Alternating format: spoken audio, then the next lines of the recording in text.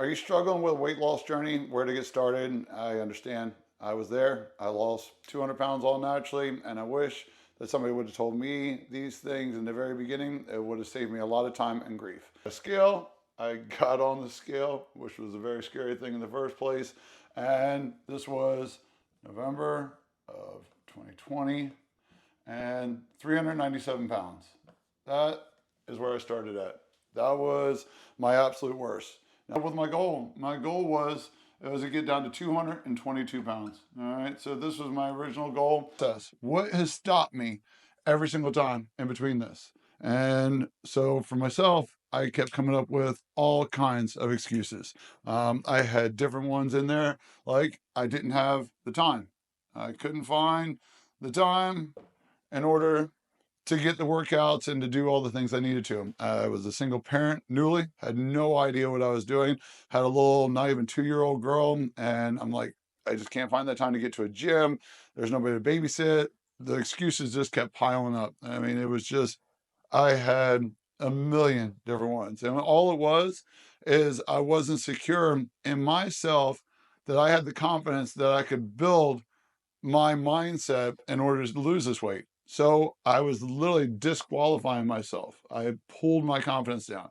And I understand, as a person that was overweight my entire life, I mean, all the way from a child, I had discredited myself from everything. I mean, my confidence was an all-time low. Every time I would try to get up, I felt like I got squashed right back down. It was my own limiting beliefs. And so what I finally figured out is all those excuses, talking about the time, I didn't have the money to invest into a piece of equipment. I didn't have the money to get a trainer. I didn't have time. I didn't have the money to get into a gym. These were just coming up with excuses, which was robbing me from my goal. So what I finally did was I wrote down, what are my excuses? Okay, time, fine.